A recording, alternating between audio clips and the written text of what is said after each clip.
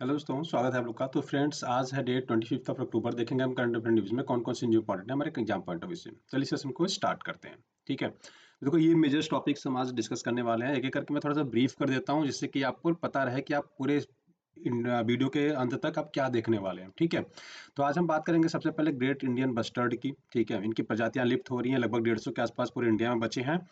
तो इसके कंजर्वेशन के लिए बेसिकली इनकी ब्रीडिंग कराई जाती है। ब्रीडिंग मतलब ये है कि इनके बच्चे पैदा कराए जा रहे हैं। वो कैसे कराए जा रहे हैं उसकी हम चर्चा करेंगे। मैंने आपको कल कहा था कि इंडोनेशिया के बारे में आप पोस्टमार्टम करिएगा। ठीक है, पोस्टमार्टम हमने शब्द इसलिए यूज़ किया है कि इसमें क्या होता है कि आपको सारी चीज़ें ना एक तरह से हम जैसे अब पोस्टमार्टम में क्या होता है कि हम ह्यूमन की बॉडी को पूरा एनालिसिस कर लेते हैं, है ना।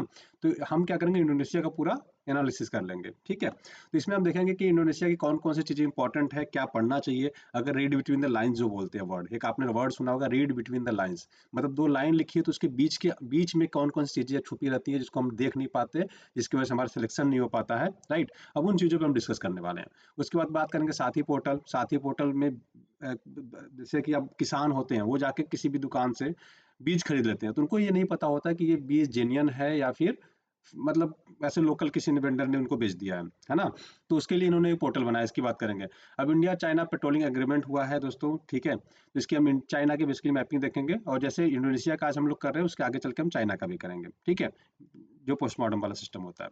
और इसकी बात करेंगे एआई पावर्ड चैटबॉट गवर्नमेंट ने अडॉप्ट किया है। ठीक है, अब चैटबॉट क्या होता है, एआई पावर्ड कैसे काम करेगा, एआई क्या होता है, इसके बारे में हम लोग चर्चा करेंगे। फिर बात करेंगे ढोली यात्रा, जिसको हम लोग कौन जनजाति बोलते हैं, तो कौन जनजाति की हम बात करेंगे। ठीक है, तो ये मेजर मेजर हम लोग टॉपिक आज डिस्कस करने वाले हैं। तो चलिए सेशन को स्टार्ट करते हैं। सबसे पहले बात करेंगे ग्रेट इंडियन बस्टर्ड की। तो ये कहाँ कहाँ पाया जाता है। देखो, ग्रेट इंडियन बस्टर्ड जो होता है ना, देखो वो तो जनरली ये पाया जाता है दोस्तों राजस्थान में। आप ये राजस्थान का मैप देख रहे हो यहाँ पे। ठीक है, ये पूरा राजस्थान है। तो आप देखोगे ज़्यादातर ये जो पाए जाते हैं लगभग 118 के आसपास, 118 119 118 है। 118 के आसपास इनके क्या है, प्रजातियां यहीं पे पाई जाती है। टोटल लगभग 150 है। तो आप सोच के देखो कि 150 में से लगभग 120 तो यही पाई जाती है, 30 पूरे इस इलाके में पाई जाती है। कुछ इसमें 12-15 इसमें पाई जाती हैं गुजरात में। उसके बाद आप देखोगे तो कुछ महाराष्ट्र में है, कुछ आपका कर्नाटक और आंध्र प्रदेश में लगा हुआ है। ठीक है, तो मेजर मेजर ये स्टेट्स है जहाँ पे ये पाए जाते हैं। ठीक है, देखो यहाँ पे नीचे मैंने मेंशन भी है कि राजस्थान और गुजरात में मेजरली पाए जाते हैं। उसके अलावा स्मॉल स्टेट क्या है, महाराष्ट्र, कर्नाटक और आंध्र प्रदेश में बेसिकली ये लोग पाए जाते हैं। ठीक है, तो अब चर्चा में क्यों है, चर्चा में इसलिए है कि दोस्तों राजस्थान के जैसलमेर में क्या है कि एक कृत्रिम इनका गर्भाधान कराया गया। यहाँ पे जैसलमेर प्रजनन केंद्र है। ठीक है, यहाँ पे देखो आप, मैं दिखाता हूँ एक सेकंड। यहाँ पे ये रहा, जैसलमेर प्रजनन केंद्र है, जिसको केंद्रीय पर्यावरण मंत्रालय ने स्थापित कराया था। ठीक है, इसमें क्या कर रहे हैं लोग, 2016 से ही जो बस्टर्ड है, राइट, ये होता है ग्रेट इंडियन बस्टर्ड, तो इनकी प्रजनन करा के इनकी पॉपुलेशन को बढ़ाया जा रहा है। राइट, अब ये इंपॉर्टेंट हो जाता है क्यों, क्योंकि इनकी प्रजाति लगभग विलुप्त होने की कगार पे। तो ये यूपीएससी के लिए भी इंपॉर्टेंट है, और कोई भी आप स्टेट पीएससी का एग्जाम दे रहे हैं सबके लिए इंपॉर्टेंट है।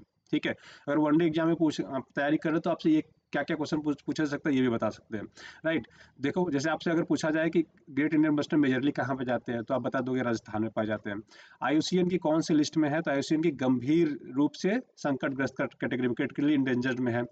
साइट्स की कौन सी परिशिष्ट में है, तो वन में है। प्रवासी प्रजातियों का अभिसरण ठीक है, माइग्रेटरी बर्ड की बात करें अगर, तो इसमें परिशिष्ट वन में है। और वन्य जीव संरक्षण अधिनियम वाइल्ड लाइफ प्रोटेक्शन एक्ट 1972 की बात करें तो ये अनुसूची वन में है। अब एक पॉइंट और उठता है कि चलो ठीक है, आपने ग्रेट इंडियन बस्टर्ड की बात कर ली, जैसलमेर में इसका प्रजनन केंद्र है, पर्यावरण मंत्रालय के अंतर्गत आता है, सबसे ज्यादा पाए जाते हैं राजस्थान में।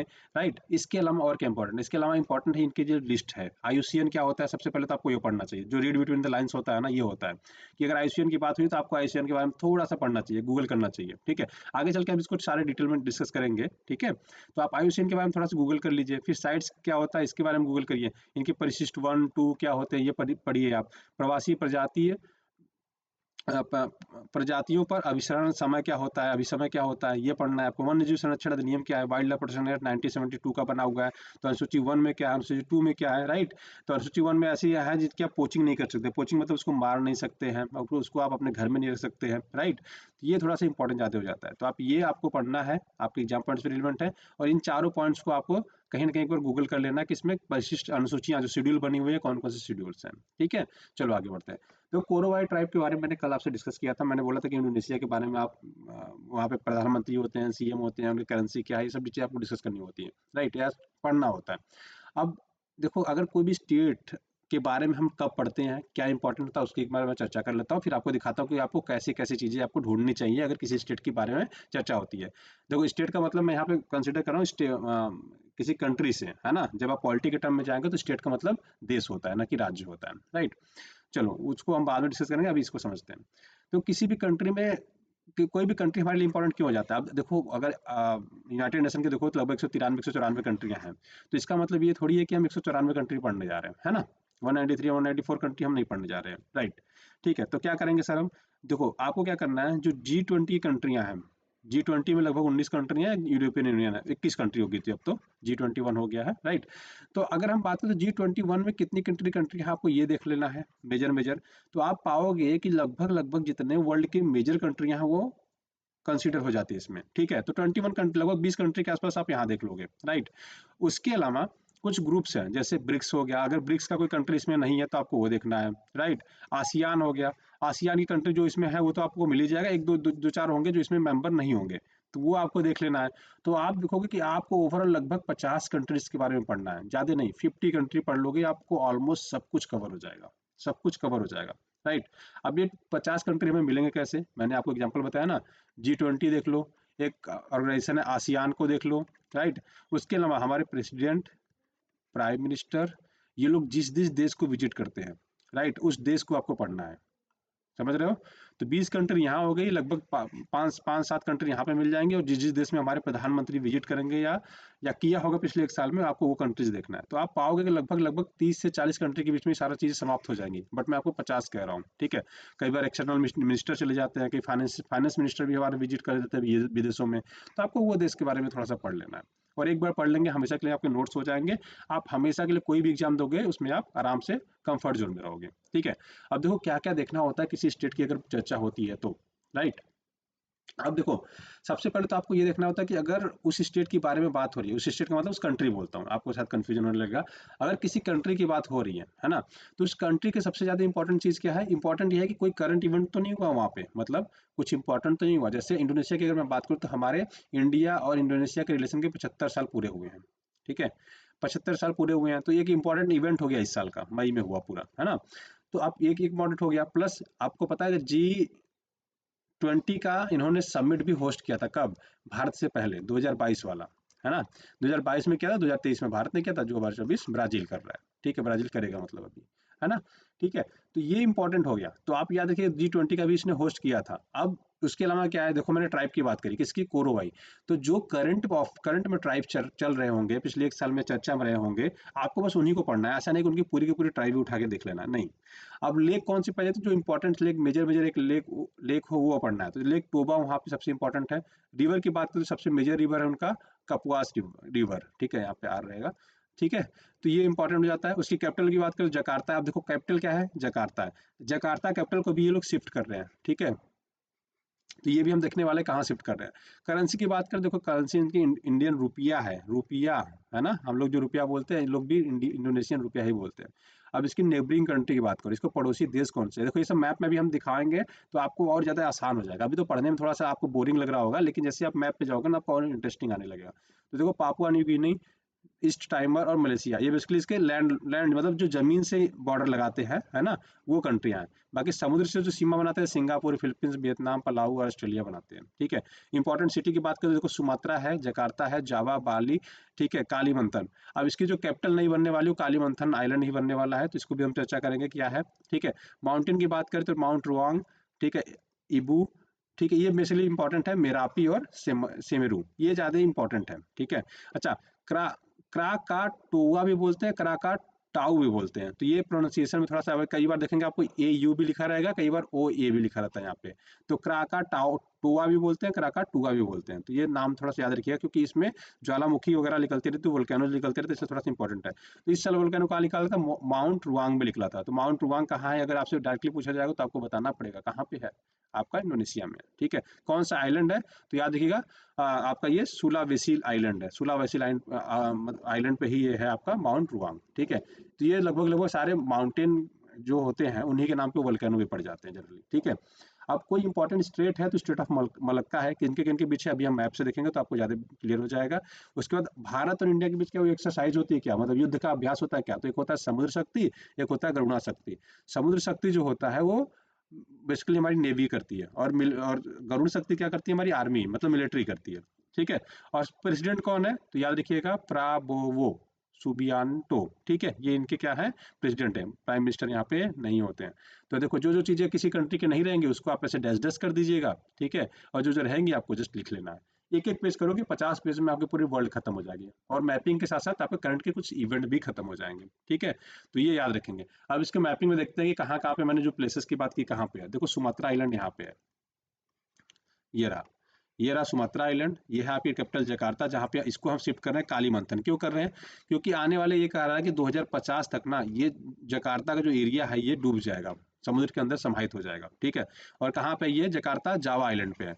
जैसे कुछ आइलैंड देखो, सुलावेसी, मैंने अभी जस्ट कुछ देर पहले बताया था ना, माउंट रुआंग, तो यहाँ पे है सुलावेसी, सुलावेसी पे ही है यहाँ पे माउंट रुआंग, जहाँ पे ज्वालामुखी फटी थी, राइट। तो ये थोड़े से आपको इंपॉर्टेंट है जो आपको याद रखना है दोस्तों, जो एग्जाम पॉइंट से पूछे भी जा सकते हैं। अब स्टेट ऑफ मलक्का को देख लेते हैं। देखो अब स्टेट ऑफ मलक्का कहाँ है, तो स्टेट ऑफ मलक्का ये रहा, मलेशिया और इंडोनेशिया के बीच में है। देखो ये यहाँ पे ना स्टेट ऑफ मलक्का।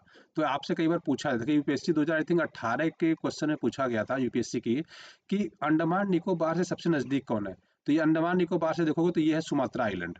कौन सा आइलैंड है, ये सुमात्रा। तो सुमात्रा आइलैंड है दोस्तों, ठीक है, यहाँ पे अंडमान निकोबार है। सबसे नजदीक अंडमान निकोबार के पूछा था कि सुमात्रा है कि श्रीलंका है, ठीक है, एक दो और देश के नाम दे रखा था, तो सुमात्रा सबसे नजदीक है, ठीक है, जस्ट पास में, अंडमान निकोबार से बहुत ही पास में, मतलब हमारी वाटर बॉडीज शेयर करते हैं हम दूसरे से, है ना, तो ये इंपॉर्टेंट हो जाता है, ठीक है। तो सुमात्रा आपने देख लिया, फिर यहाँ पे मैंने आपको बताया क्या है, जावा है, जावा के बाद यहाँ पे बोर्नियो, जिसको हम कालीमंथन कहते हैं, इसको कैपिटल भी बना रहे हैं, राइट, ठीक है। और यहाँ पे सुलावेसी इसकी दूसरी आइलैंड है, जहाँ पे मैंने आपको अभी रुआंग माउंट माउंट भी है और उसके साथ वल्केनो भी है, ठीक है। तो ये थोड़ा सा आप याद रखेंगे, ठीक।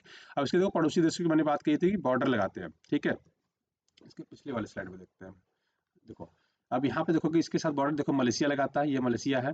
यहाँ पे देखो पापुआ न्यू गिनी है, पापुआ न्यू गिनी बॉर्डर लगता है, मलेशिया लगाता है बॉर्डर, है ना, लगाता है कि नहीं। और यहाँ पे ईस्ट टाइमर है, ये ईस्ट टाइमर बोलते हैं इसको, ये बॉर्डर लगाता है। तो देखो मेजरली बॉर्डर जो फिजिकली बॉर्डर लगाता है, जमीन से सटा हुआ है ना, ये कौन कौन लगाता है, 3 देश लगाते हैं। उसका समुद्री सीमा देखो, इधर समुद्री से ऑस्ट्रेलिया इधर आ जाता है, इधर मलेशिया का सिंगापुर यहाँ पे आ जाता है, मलेशिया भी आता है, इधर देखो थोड़ा सा थाईलैंड आ जाता है, वियतनाम की बॉर्डर थोड़ी सी लगती है इनकी, कम्बोडिया की भी, ठीक है। तो इतना चीज याद रखनी है आपको। चलो अब देखो काली मंथन को मैंने बताया कि अब जकार्ता से ये लोग कैपिटल कहाँ शिफ्ट कर रहे हैं, काली मंथन शिफ्ट कर रहे हैं, यहाँ से लेके यहाँ ले जाके इसको कैपिटल बनने की बात हो रही है, क्योंकि थोड़ी ऊंचाई पे है, पहली चीज तो ये है। दूसरा ये भी है कि ये डूब जाएगा, है ना, तो ये लोग चाह रहे हैं उससे पहले ही हम लोग अपनी कैपिटल नई कैपिटल शिफ्ट कर ले यहाँ पे, ठीक है। ये इतनी चीजें आपको याद रखनी है जो एग्जाम पॉइंट ऑफ व्यू से इंपॉर्टेंट है आपके लिए, ठीक है। तो आशा करता हूँ आपको चीजें अब समझ में आ गई। चलिए सेशन को आगे बढ़ाते हैं। सबसे बात करेंगे पहले दोस्तों साथी पोर्टल की। साथी पोर्टल की मैंने बताया कि इसमें क्या है कि ये पोर्टल आपको ये चीज प्रोवाइड कराएगा कि जो आप बीज खरीद रहे हो वो उत्तम क्वालिटी का है कि नहीं है, ठीक है। आपने जो बीज खरीदी है वो सही है कि नहीं है ना, ये बताएगा कि ये बीज सही है या नहीं है, राइट। सही है का मतलब क्या है कि आप इसकी वेबसाइट पे जाके यहाँ पे सेवाएं जो लिखा है ना, यहाँ पे जब क्लिक करोगे तो आपको ये बताएगा कि कौन कौन से हमारे वेंडर हैं जो अच्छे मतलब उत्तम बीज बेचते हैं, और उत्तम बीज भी कौन कौन सी कंपनी के हैं, कंपनियों के नाम यहाँ पे लिखे रहेंगे। मान लेते हैं कि आप कोई बीज लेते हो एबीसी का, है ना, ठीक है, एबीसी कंपनी का, बट यहाँ पे लिस्टेड ही नहीं है, मतलब गवर्नमेंट की वेबसाइट पे उसका मेंशन ही नहीं है। मेंशन क्या है कि कंपनी कोई सी है, कंपनी कोई डी है, ये अच्छी क्वालिटी के देते हैं, लेकिन आपने कंपनी किसकी खरीद ली, एबीसी नाम की, तो ये क्या हो जाएगा, ये गलत है। आपको इसका नहीं लेना है, आप खरीदोगे किसी भी कंपनी का बीज, मान लो गेहूं का लेना है या धान, आपको धान के लिए लेना है, ठीक है, या सरसों का बीज लेना है मान लो, है ना, मस्टर्ड ऑयल, ठीक है। तो मस्टर्ड अगर खरीदना है तो आप कंपनी सी का खरीदोगे या तो कंपनी डी का खरीदोगे, लेकिन एबीसी कंपनी का नहीं खरीदोगे, या मान लो इसका नाम ही होता कंपनी जेड, तो इसका आप नहीं खरीदोगे। क्यों, क्योंकि ये गवर्नमेंट की वेबसाइट में लिस्टेड नहीं है, हो सकता है कि ये उतनी उत्तम क्वालिटी का बीज आपको नहीं दे रहा हूँ, ठीक है ना। तो ये याद रखिएगा साथी पोर्टल के बारे में। साथी पोर्टल किस मिनिस्ट्री के अंतर्गत आता है ये थोड़ा सा आप याद रखेंगे, किसने चालू किया है, कौन सा डिपार्टमेंट इसके लिए काम करता है, ये आपको जस्ट पता होना चाहिए। तो याद रखिएगा दोस्तों, कृषि एवं किसान कल्याण विभाग के द्वारा इसको चालू किया गया है, साथी पोर्टल को। ठीक है, बनाया किसने? तो एनआईसी नेशनल इन्फॉर्मेटिक्स सेंटर ने बनाया। अब ये किसके अंदर काम करता है? तो माइटी के अंदर काम करता है। माइटी मतलब ministry of electronics and information technology के अंतर्गत आता है। ठीक है, और अगर बात करें एनआईसी की, तो एनआईसी दोस्तों काम कर रहा है 1976 में इसको ओपन किया गया था, तब से ये लगातार काम कर रहा है। आपने इवन यूपीआई की बात करते हैं ना, यूपीआई भी एनआईसी ने ही बनाया है। ठीक है, तो ये भी याद रखिएगा, यूपीआई कई बार पूछा जा सकता है कि किसने बनाया है, तो किसने बनाया है? एनआईसी ने बनाया है। ठीक है, अब बात करेंगे तो इंडिया चाइना पेट्रोलिंग एग्रीमेंट। अभी बात चल रही है कि इंडिया और चाइना का डिस्प्यूट बहुत तेजी से हम लोग सॉल्व कर रहे हैं, तो देखो चाइना पे इतना जल्दी भरोसा नहीं करना चाहिए, क्योंकि हिंदी चीनी भाई भाई नेहरू के टाइम पे भी करते थे। 62 के युद्ध में इन्होंने हमारे साथ क्या किया सबको पता है ना। 1962 का युद्ध हुआ दोस्तों, इन्होंने क्या किया? धोखा दे दिया हमें, राइट। तो ये तो चाइना ऐसा कंट्रीज पे भरोसा नहीं कर सकते, तो थोड़ा सा एग्जाम पढ़ने से रिलेवेंट है, तो आपको याद रखना है। ठीक है ना, ठीक है, चलो तो ये याद रखेंगे। अब देखो कौन कौन से प्लेसेस इंपॉर्टेंट हैं जो इस एग्रीमेंट में आ रहे हैं। तो लद्दाख की बात करें तो लद्दाख में देखो 3-4 प्लेस है जो आपसे डायरेक्टली पूछा जा सकता है कि ये प्लेस कहाँ पे है। पहला तो ये दौलत बेग, ठीक है। दूसरा आपने नाम सुना होगा गलवान। तीसरा सुना होगा लेह। तीसरा चौथा सुना होगा पैंगोंग सो, राइट। तो ये हॉट स्प्रिंग, ये प्लेसेस है जो कहाँ पे है? लद्दाख में है। तो आपसे ये पूछा जा सकता है कि कहाँ पे है, ठीक है। तो ये डायरेक्टली क्या है कि इसमें इन सारी चीज़ों के बीच में हमारी एग्रीमेंट्स हो रहे हैं, तो ये आपके एग्जाम पॉइंट से भी इंपॉर्टेंट हो जाता है। डायरेक्टली आपको एग्जाम में पूछ देगा कि दौलत बेग, हाल ही में चर्चा में रहा दौलत बेग कहाँ पे है, ठीक है। जम्मू कश्मीर, उत्तराखंड, लद्दाख, है ना, ऐसे करके पूछ लेगा आपसे, आपको option none of the above, तो आपको ऐसे जवाब देना रहेगा, राइट। तो एग्जाम में ऐसे डायरेक्टली ऐसे पूछ लिया जाएगा। चलिए, तो याद रखिएगा चाइना का सेकंड चीज बॉर्डर, याद रखिएगा बॉर्डर कहाँ कहाँ पे मतलब डिस्प्यूट इनका चल रहा है। तो आप जनरली पाएंगे, देखो एक साइड चीन इन्होंने कब्जे रखा है, ये वाला इलाका, राइट। इधर देखो तो ये जो पीओके है, ये इतना पूरा पीओके है, पाकिस्तान ऑक्युपाइड कश्मीर जिसको हम बोलते हैं, है ना। तो ये इंडिया के पास नहीं, इंडिया का एक्चुअल मैप अभी जो बचा हुआ है ये कुछ ऐसा है, ठीक है। तो इसको लेकर डिस्प्यूट है इस एरिया में, कुछ यहाँ पे डिस्प्यूट है, ठीक है, कुछ उत्तराखंड में डिस्प्यूट है, और पूरा का पूरा अरुणाचल प्रदेश में ईस्टर्न से नॉर्थ नॉर्थ फ्रंटियर बोलते थे इसको हम लोग, तो इसके लिए भी कुछ डिस्प्यूट है। फिर सिक्किम के कुछ बॉर्डर के लिए डिस्प्यूट है ना। तो ये चीज़ें हमको थोड़ा सा याद रखना है कि चाइना का हमारे साथ साथ कहाँ कहाँ डिस्प्यूट है, ठीक है। मैकमोहन लाइन है अरुणाचल प्रदेश और चाइना के बीच में, तो ये थोड़ा सा याद रखिएगा, कई बार पूछा भी जा सकता है, ठीक है। चलो आगे बढ़ते हैं। अब देखो मैपिंग के हिसाब से देखोगे तो चाइना के भी हमें वो सारी चीज़ें करनी जो हमने इंडोनेशिया किया है। तो मैं आपको जस्ट आप इसके पड़ोसी देशों के बारे में बता दे रहा हूँ, बाकी चीज़ें आप खुद एक बार सर्च करिए, ठीक है। आप देखो कि उन चीज़ों को सर्च कर पा रहे हो कि नहीं, आपको मिलता है कि नहीं। हम आगे चल कर इसको ऐड कर देंगे, ठीक है। आने वाले लेक्चर्स में 1-2 दिन में ये भी ऐड हो जाएगा, पूरे चाइना का हम लोग पोस्टमार्टम कर देंगे, राइट। तो चाइना का बॉर्डर देखो सबसे पहले ऊपर रसिया से लगता है, फिर मंगोलिया से लगता है, फिर दिख रहा है देखो Kazakhstan, Kyrgyzstan, Afghanistan, India, Nepal, है ना। फिर उसके बाद भूटान, फिर इधर आओगे तो बर्मा, लाओस, वियतनाम। यहाँ पे समुद्री बात करोगे तो ताइवान से भी लगता है और इधर नॉर्थ कोरिया से लगता है, ठीक है। तो इतनी चीज़ याद रखिए जो एग्जाम पॉइंट से इंपॉर्टेंट होता है। इनकी कैपिटल क्या है? बीजिंग है। अच्छा, एक प्लेस इनका हांगकांग, ये देखो, तो इस बार चर्चा में रहा है हांगकांग। अब देखो करंट इवेंट यहाँ से आ जाता है। हांगकांग क्यों है? क्योंकि हांगकांग सबसे महंगा शहर है, याद रखिएगा। वर्ल्ड का सबसे महंगा शहर किसको घोषित किया गया था? आपने सुना होगा न्यूयॉर्क, न्यूयॉर्क लोग कहते रहते हैं, बट अभी रहने के हिसाब से सबसे महंगा शहर कौन सा है? हांगकांग है। तो ये आपके एग्जाम पॉइंट से मोस्ट इंपॉर्टेंट है, खासतौर पे स्टेट पीएससी वगैरह में डायरेक्टली अगर आप बीपीएससी दे रहे हो या यूपी पीएससी दे रहे हो, है ना, या आरएएस दे रहे हो या महाराष्ट्र का दे रहे हो, कोई भी दे रहे हो, ठीक है, एमपी वगैरह, तो ये सबसे ज़्यादा इंपॉर्टेंट है जो आपसे पूछा जा सकता है कि हांगकांग चर्चा में, राइट। तो हांगकांग याद रखिए सबसे मोस्ट महंगा शहर है, मोस्ट लिविंग यहाँ पे स्टैंडर्ड है, और यहाँ पे सबसे महंगा शहर है, ठीक है। अब बात करेंगे AI powered chatbot on CP grams, ठीक है, GRAMS बोलते हैं हम लोग इसको जनरली, ठीक है। तो ये होता है क्या? इसका फुल फॉर्म मैं बता देता हूँ, centralise public grievance redressal and monitoring system होता है, ठीक है। यहाँ पे है देखो, ये रहा centralise public grievance redress and monitoring system, इसको हम बोलते हैं CPGRAMS, ठीक है। तो अब ये चर्चा में क्या हुआ, तो गवर्नमेंट ने क्या कहा कि हम एआई को अडॉप्ट कर रहे हैं चैट के लिए, ठीक है, चैटबॉट के रूप में। अब चैटबॉट क्या करेगा? जनरली क्या होता है कि देखोगे आप कई बार वेबसाइट पे विजिट करोगे ना, तो यहाँ पे पॉपअप हो जाता है, किनारे से पॉपअप हो जाता है कि आस्क, जैसे आस्क दिशा, अगर आईआरसीटी की वेबसाइट पे जाओगे तो आस्क दिशा करके आता है। वो पूछता है कि आपको क्या क्या सर्च करना चाह रहे हो, टिकट बुक करना चाह रहे हो, कोई है तो आप जिसको बोलोगे मुझे टिकट बुक करना, तो बताएगी, वो लिख के आएगा कि आप ऐसे जाके यहाँ पे लॉग इन करके ऐसे टिकट बुक कर सकते हो। तो इन्होंने एआई का यूज किया। अब आर्टिफिशियल इंटेलिजेंस क्या करता है? आर्टिफिशियल इंटेलिजेंस क्या होता है? देखो आर्टिफिशियल इंटेलिजेंस दोस्तों एक तरह से एक प्रोग्रामिंग है।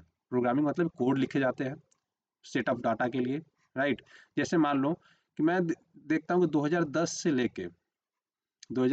लेके 2024 के बीच में जितनी भी चीज़ें इंटरनेट पे सर्च की गई हैं, ठीक है, जितनी भी चीज़ें सर्च की गई उस डेटा को मैं एक जगह रख देता हूँ, एक डब्बे में रख देता हूँ, ठीक है।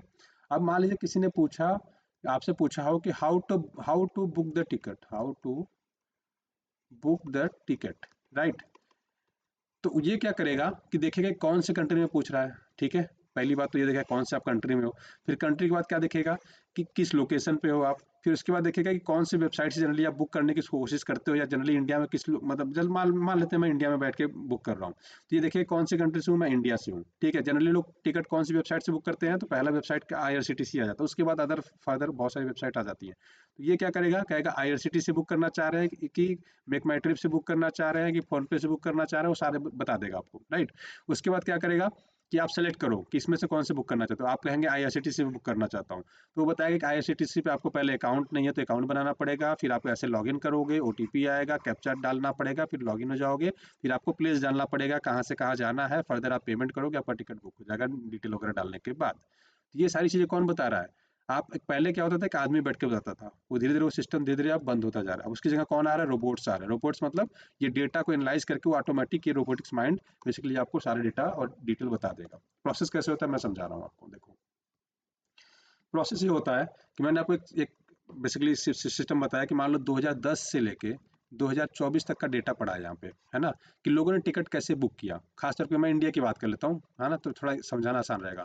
इंडिया में लोग कैसे टिकट बुक करते हैं, तो मान लेते हैं एक बंदे ने IRCTC से किया, IRCTC से किया, किसी ने मेक माई ट्रिप से किया, MMT से कर लिया, किसी ने फोन पे से किया, है ना। तो अब जैसे ही आपने इससे पूछा how to book a ticket, तो सबसे पहले पूछेगा भैया ट्रेन से कर रहे हो कि प्लेन प्लेन की कर रहे हो, तो ये बोलेगा ट्रेन की कर रहे हैं। तो ट्रेन में भी इसके बाद 3 ऑप्शन आ गए।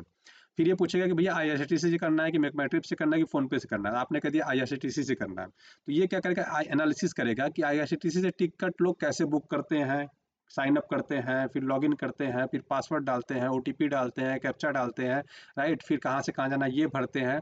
उसके बाद क्या करते हैं, डिटेल भरने के बाद फिर पेमेंट करते हैं, फिर फर्दर टिकट बुक हो जाता है। ये पूरा समझेगा, कोड कोड समझेगा, ठीक है। फिर ये कोड समझने के बाद आपको ये आंसर देगा कि आपको कैसे कैसे फॉलो करना है। ये खुद एनालिसिस कर लेता है कोड, ठीक है। कोड को ही हम रोबोटिक्स आर्म दिखा देते हैं, बिल्डिंग्स इंटेलिजेंस दिखा देते हैं। तो ये कोड आपको बताएगा कि हाँ जी, आपको टिकट अगर रेलवे का बुक करना है तो आपको पहले साइन अप करना पड़ेगा, अगर साइन अप कर लिया तो आपको लॉगिन करना पड़ेगा, लॉगिन के लिए यूजर नेम डालना पड़ेगा, पासवर्ड डालना पड़ेगा, कैप्चा डालना पड़ेगा, OTP डालना पड़ेगा। उसके बाद आप लॉगिन कर लेंगे, फिर कहाँ से कहाँ जाना है इस सेक्शन में जाके इसको डालिए, उसके बाद नेम डिटेल डालिए, फिर पेमेंट करिए, आपका टिकट बुक हो गया। ये हो गया AI। पहले क्या होता था, पहले इसके लिए प्रॉपर आदमी बैठाना पड़ता था, वो हर चीज़ का जवाब देता था, है ना, कि यार आप ऐसे जाइए, इस पे यहाँ पे जाके ऐसे करिए। तो एक तरह से ह्यूमन का रिप्लेसमेंट होता जा रहा है AI आज के टाइम पे, तो आपको AI सीखना भी बहुत जरूरी हो जाता है, ठीक है। तो याद रखिएगा। अब बात करेंगे दोस्तों कौन ट्राइब की, चर्चा में क्यों, सबसे पहले तो ये समझते हैं, ठीक है। तो इनका एक ढोली यात्रा होता है, जनरली आप देखोगे तो ये आंध्र प्रदेश इस एरिया में पाए जाते हैं, ठीक है। पहाड़ी इलाकों में रहते हैं, जनरली पहाड़ी और प्लेन दोनों में रहते हैं। तो ये जो ढोली यात्रा है, ये क्या होता है, तो बेसिकली ढोली यात्रा ये लोग निकालते हैं, एक प्लेस से दूसरी जगह जाते हैं, ठीक है। और ये लोग जनरली पृथ्वी की पूजा करते हैं, और इसमें भैंसे की बलि की रस्में भी निभाते हैं लोग, ठीक है, जिसको ये लोग केडू कहते हैं। तो आपसे एग्जाम में पूछा जाता है केडू क्या हो सकता है ना।